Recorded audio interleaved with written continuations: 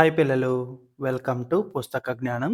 ఇవాళ మనము 5వ తరగతి తెలుగు పాఠ్యపుస్తకంలోని 9వ పాఠ్యాంశం 'తరిగొండ వేంగమాంబ' ఈ పాఠ్యాంశం నేర్చుకుందాము. ఇంతకుముందు వీడియోస్ చూడకపోతే ఆ వీడియోస్ ఇక్కడ ఐకార్డ్‌లో ఇస్తాను చూడండి. ఈ పాఠ్యాంశం నేర్చుకోవడానికి ముందు ఇక్కడ కొన్ని చిత్రాలు ఇచ్చారు చూడండి.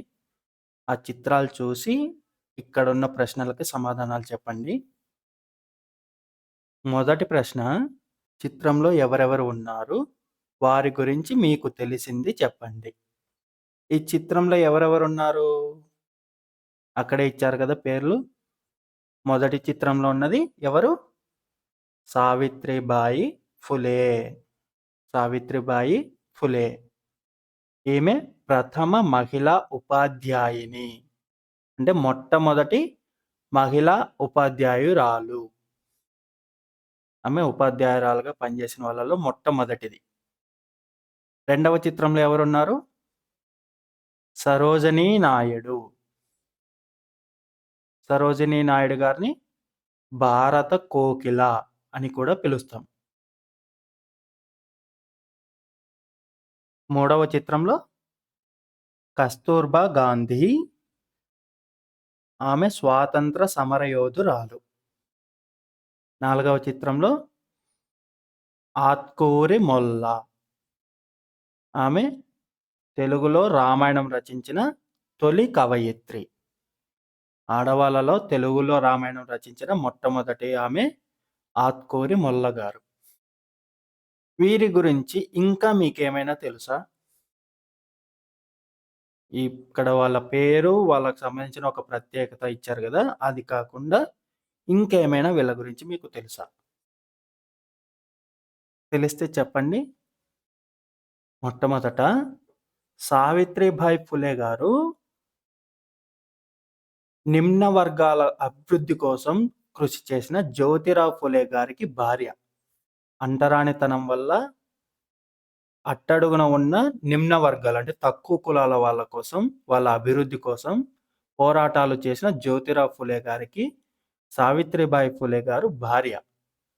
ఈమె కూడా సంఘ సంస్కర్త, రచయిత్రి, అలాగే ఉపాధ్యాయురాలు. ఈమె సంఘంలో ఉన్న తప్పుల్ని సరిచేస్తూ రచయిత్రిగా ఉంటూ ఉపాధ్యాయురాలుగా కూడా పనిచేసింది. ఈమె స్త్రీ విద్య ఉంటేనే స్త్రీకి విముక్తి ఉంటుంది, అలాగే స్వేచ్ఛ ఉంటుంది అని చెప్పి పోరాడింది. ఈమె పూణేలో మొట్టమొదటిసారిగా బాలికల పాఠశాలను ప్రారంభించింది. బాలికలకు ప్రత్యేకంగా పాఠశాలను మొట్టమొదటిగా పూణేలో సావిత్రిబాయి ఫులే గారే ప్రారంభించారు. ఈమె భర్త జ్యోతిరావు ఫులే ఇద్దరు అట్టడుగు వర్గాల కోసం, స్త్రీల కోసం ఎంతో పోరాటాలు చేశారు. రెండవ చిత్రంలో ఉన్నది సరోజినీ నాయుడు గారు. సరోజినీ నాయుడు గారిని మనము భారత కోకిల, ఇంగ్లీష్‌లో నైటింగేల్ ఆఫ్ ఇండియా అని కూడా అంటాం. ఈమె స్వాతంత్ర సమరయోధురాలు, అలాగే కవయిత్రి కూడా. కవయిత్రి అంటే కవితలు, పాటలు, రచనలు చేసేది అని. 1925 డిసెంబర్‌లో తొలి మహిళా అధ్యక్షురాలుగా ఈమె భారత జాతీయ కాంగ్రెస్ మహాసభలకి పనిచేసింది. అలాగే భారతదేశంలో స్వతంత్రం వచ్చిన తర్వాత తొలిగా మహిళా గవర్నర్ కూడా సరోజినీ నాయుడు గారే. తొలిగా మహిళా గవర్నర్ అయింది సరోజినీ నాయుడు గారు స్వతంత్ర భారతంలో. మూడవ చిత్రంలో ఉన్నది కస్తూర్బా గాంధీ గారు. ఈమె గాంధీజీకి, మహాత్మా గాంధీ గారికి భార్య. ఈమె కూడా మహాత్మా గాంధీ గారితో పాటు స్వాతంత్రోద్యమంలో పాల్గొనింది. ఎన్నో దీక్షల్లోనూ, ఎన్నో ఉద్యమాల్లోనూ ఈమె కూడా పాల్గొనింది. ఆత్కూరి మొల్ల. ఈమె తెలుగులో రచనలు చేసిన కవయిత్రి. తెలుగులో మొల్ల రామాయణం రచించింది కూడా ఈమెనే. తెలుగులో మొల్ల రామాయణం రచించింది కూడా ఆత్కూరి మొల్ల గారే. ఈమె పేరు మీదగానే దానికి మొల్ల రామాయణం అంటాం. ఈమె శ్రీకృష్ణదేవరాయల కాలంలో జన్మించింది. ఆ కాలంలోనే ఈమె జీవించింది అని ప్రశస్తి. ఈమె రాసే శైలి, ఈమె కవితల్లోనూ, పద్యాల్లోనూ ఉన్న శైలి చాలా సరళంగా ఉంటుంది. చాలా సులభంగాను, రమణీయంగాను ఉంటుంది. అంటే చాలా అందంగా ఉంటుంది ఈమె రాసే రచనలు. వీళ్ళ గురించి ఇంకా పూర్తిగా తెలుసుకోవాలంటే వాళ్ళకి సంబంధించిన వికీపీడియా లింక్స్ నేను వీడియో డిస్క్రిప్షన్‌లోను, ఫస్ట్ కామెంట్‌లోను ఇస్తాను. చూడండి. సరేనా?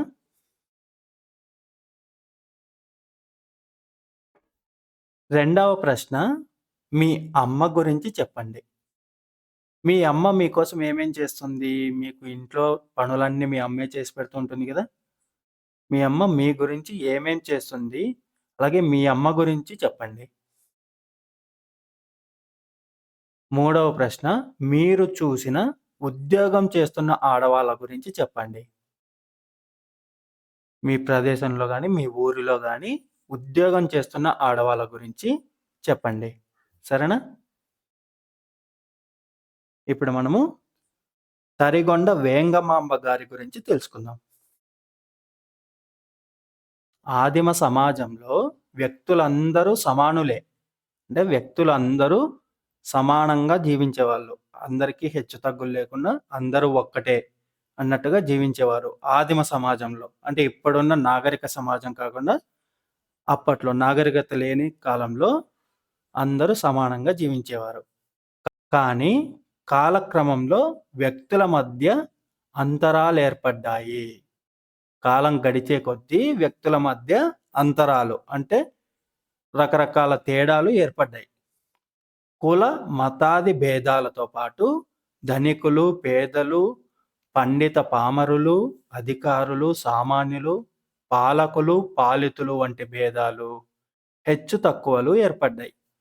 ఇప్పుడు నాగరికత పెరిగే కొద్దీ మనుషులు కులము, మతము అంటూ వేరుగా విభజించబడ్డారు. అలాగే ధనికులు, పేదలు, డబ్బున్న వాళ్ళు, పేదవాళ్ళు అని విభజించబడ్డారు.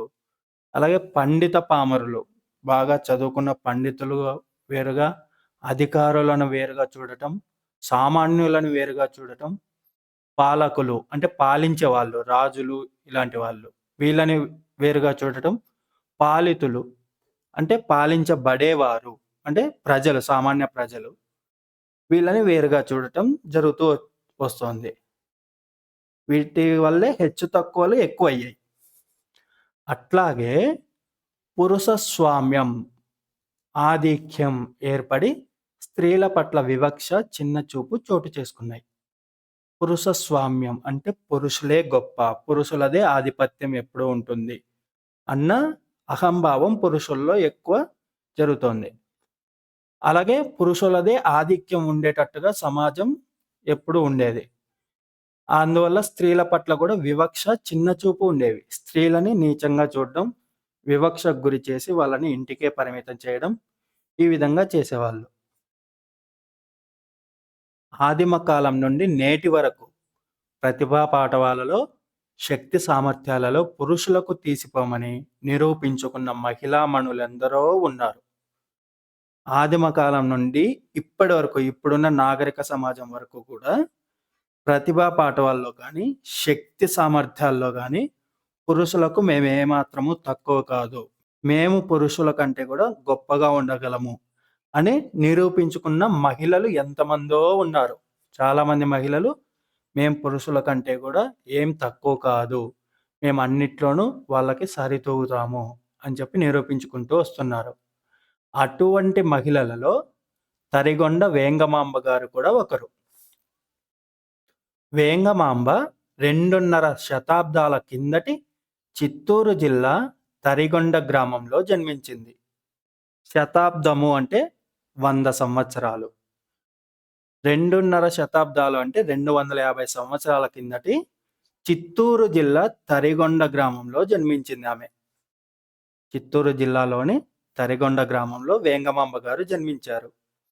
ఆమె తండ్రి పేరు కానాల కృష్ణయార్యుడు. తల్లి పేరు మంగమాంబ. బాల్యంలోనే ఆమెలో భక్తి భావనలు వేళ్ళూనుకున్నాయి. ఆమెకు చిన్నప్పటి నుంచే ఎక్కువ భక్తి ఉండేది. ఆనాడు చిన్న పిల్లలకే పెళ్ళిళ్ళు చేసేవారు. అప్పట్లో బాల్య వివాహాలు అంటే చిన్న వయసులోనే పెళ్ళిళ్ళు జరిగేవి. అదే విధంగా వేంగమాంబకు కూడా పెళ్లయ్యింది. వేంగమాంబ గారికి కూడా చిన్న వయసులోనే పెళ్లి జరిగింది.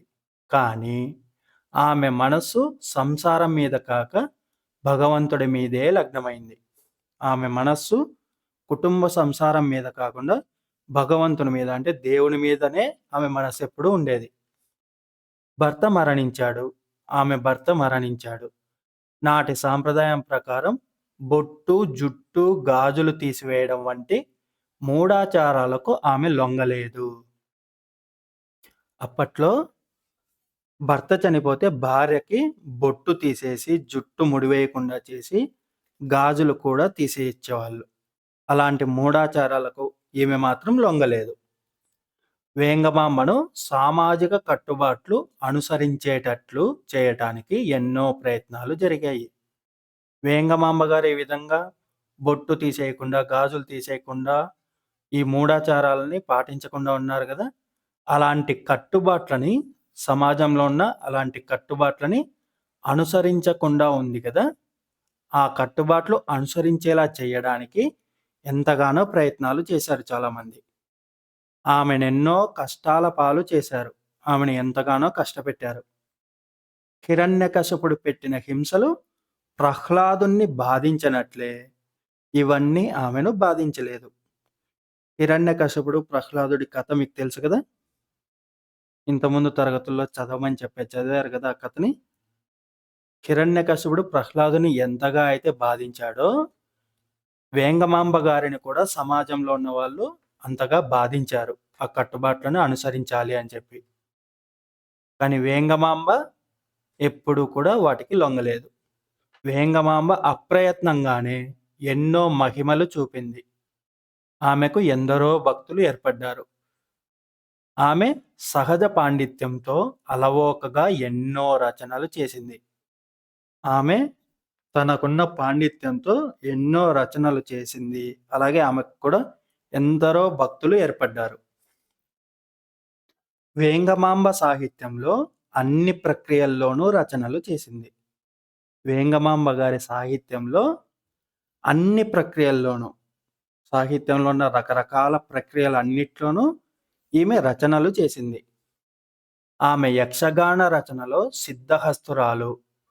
అలాంటి ప్రక్రియల్లో ఒకటి యక్షగానము. ఆమె యక్షగాన రచనల్లో సిద్ధహస్తురాలు అంటే చాలా ప్రావీణ్యం ఉంది ఆమెకి. కవులందరిలో ఎక్కువ యక్షగానాలు రచించిన ఘనత వేంగమాంబదే. కవులందరిలోకి ఎక్కువ యక్షగానాలు చేసింది వేంగమాంబ గారే.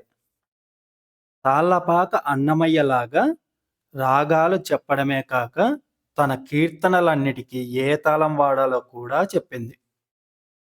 తాళ్ళపాక అన్నమయ్య గారి గురించి మీకు తెలుసు కదా! తెలియకపోతే తెలుసుకోండి. తాళ్ళపాక అన్నమయ్య గారిలాగే ఈమె కూడా తన కీర్తనలకి ఏ తాళం వాడాలి అన్నది కూడా చెప్పింది. తాళ్ళపాక అన్నమయ్య గారు కూడా ఎన్నో రాగాలు శ్రీ వెంకటేశ్వర స్వామి గారి మీద రాశారు. అలాగే ఈమె కూడా తన కీర్తనలు రాస్తూ ఏ తాళం వాడాలన్నది కూడా చెప్పేది. అన్నమయ్యలాగా చక్కని తెలుగు పలుకుబళ్లను ఉపయోగించింది. అన్నమయ్య గారు తెలుగులో చాలా చక్కని కీర్తనలు. ఆయన కీర్తనలు ఇప్పటికి కూడా వెంకటేశ్వర స్వామి గుళ్ళలో వినిపిస్తూ ఉంటారు. అలాంటి చక్కని తెలుగు పదాలను ఈమె కూడా ఉపయోగించింది. అలాంటి తెలుగు పదాలను. చలివేంద్రాలు, అన్నసత్రాలు ఏర్పాటు చేసింది. ఈమె ఎన్నో చలివేంద్రాలు, అన్నసత్రాలు ఏర్పాటు చేసింది. నృసింహ జయంతి ఉత్సవాలు జరిపింది. నరసింహస్వామికి జయంతి ఉత్సవాలు జరిపించింది. అష్టఘంటాలు అనే పేరుతో 8 మంది రాతగాళ్లను నియమించి తన గ్రంథాలకు ప్రతులు రాయించి అడిగిన వాళ్లకు ఇచ్చేది. ఇప్పుడు మన దగ్గర ఏదైనా ఒక పుస్తకం కానీ ఏదైనా ఉంటే దాన్ని ఇంకొక ప్రింట్ తీసుకుంటాం కదా! జిరాక్స్ కాపీ అని చెప్పి. జిరాక్స్ తీసుకున్నట్టే అట్లాంటిదే ఇంకొక ప్రింట్ తీసుకుంటాం గదా! అలాగే అప్పట్లో ప్రింట్ లేవు గదా! ఈమె తను రాసిన గ్రంథాలకు అలాంటి కాపీలు అంటే ప్రతులు తెలుగులో. ఈమె రాసిన గ్రంథాలకు ప్రతులు రాయించడానికి అష్టఘంటాలు అనే పేరుతో 8 మంది రాతగాళ్లను నియమించింది. ఈమె రాసిన గ్రంథాలను వారు మళ్ళీ తిరిగి వేరొక ప్రతులు రాసి, అలా రాసిన గ్రంథాల్ని అడిగిన వాళ్ళందరికీ ఇచ్చేది. ఆ విధంగా వేంగమాంబ రచనలు దేశంలో అన్ని ప్రాంతాల వారికి పరిచయమయ్యాయి. అలా ఆమె ప్రతులన్నీ రాయించి అడిగిన వాళ్ళందరికీ ఇస్తూ, అలా ఆ ప్రతులు ఎక్కడికెక్కడికో చేరడం వల్ల మన దేశంలో ఉన్న అన్ని ప్రాంతాల వారికి వేంగమాంబ గారి రచనలు పరిచయమయ్యాయి. తానేమీ చదువుకోలేదని వినయంగా రాజయోగ సారము, భాగవతము, ద్విపద కావ్యాల్లో ఆమె చెప్పుకుంది. వేంగమాంబ గారు ఏమీ చదువుకోలేదు నేను అని చెప్పి రాజయోగ సారము, భాగవతము అనే ఈ 2 కావ్యాల్లో ఆమె చెప్పుకుంది. ఏ విధంగా అంటే, వినరయ్య కవులార విద్వాంసులారా, వినరయ్య మీరెల్ల రణఘాత్ములారా, గణయతి ప్రాస సంగతులు నేనెరుగ, వరుస నాక్షేపించవలదు సత్కృపను, శ్రీకరంబుగ నారసింహుల కరుణ, నీ కథ ప్రారంభమేర్పరించెదను. ఈమె, అయ్యా కవులారా, ఘనమంతులారా, విద్వాంసులారా, నేను యతి ప్రాసలు ఎరిగిన దానిని కాదు. అంటే నేను చదువుకోలేదు వాటి గురించి. కాబట్టి నన్ను ఆక్షేపించవద్దు. నేను శ్రీ నారసింహుని కరుణతో ఈ కథ ప్రారంభించెదను అని చెప్పి ఆమె చెప్పుకుంది ఆమె రచనల్లో. ద్విపద రచన వేంగమాంబకు ఇష్టం. ఆమెకు ద్విపద రచన చేయడం అంటే చాలా ఇష్టం. తరిగొండలో ఉన్న రోజుల్లోనే నారసింహ శతకం, నారసింహ విలాస కథ, శివనాటకం, రాజయోగ సారం, కృష్ణ నాటకం, పారిజాతాపహరణం, చెంచు నాటకం, శ్రీకృష్ణ మంజరి, శ్రీ రుక్మిణీ నాటకం, ద్విపద భాగవతం, వాసిష్ఠ రామాయణం, ముక్తికాంతా విలాసం, శ్రీ వెంకటాచల మహత్యం, అష్టాంగ యోగ సారం అనే గ్రంథాలు రచించింది. ఈమె తరిగొండలో ఉన్నప్పుడే ఇన్ని రకాల గ్రంథాలు రచించింది. వేంగమాంబ ప్రతిరోజు శ్రీనివాసుడికి ముత్యాల హారతి ఇచ్చేది. ఆమె శ్రీనివాసునికి అంటే వెంకటేశ్వర స్వామికి ముత్యాల హారతి ఇచ్చేది. అందుకే తాళ్ళపాక వారి లాలి తరిగొండమ్మ హారతి అనే నానుడి ఏర్పడింది. నానుడి అంటే జనాలు చెప్పుకునేది అని. జనాలు ఏ విధంగా చెప్పుకునే వాళ్ళంటే, తాళ్ళపాక వారి లాలి తరిగొండమ్మ హారతి. అంటే శ్రీనివాసుడికి తాళ్ళపాక అంటే తాళ్ళపాక అన్నమయ్య గారు ఎన్నో కీర్తనలు రాశారు కదా, అవి ప్రసిద్ధి. అలాగే ఆయనకి హారతి తరిగొండమ్మ గారే ఇవ్వాలి అన్నట్టుగా తాళ్ళపాక వారి లాలి తరిగొండమ్మ హారతి అనే నానుడి జనాలు చెప్పుకునేవారు. ఆంధ్రదేశం గర్వించదగ్గ భక్త కవయిత్రి తరిగొండ వేంగమాంబ. ఆమె ఆంధ్రదేశం గర్వించదగిన అంటే మన తెలుగు వాళ్ళు గర్వించదగిన భక్త కవయిత్రి. తెలుసుకున్నారు కదా తరిగొండ వేంగమాంబ గారి గురించి. అలాగే మీకు తెలిసిన గొప్పగా ఎదిగిన స్త్రీల గురించి చెప్పండి, సరేనా?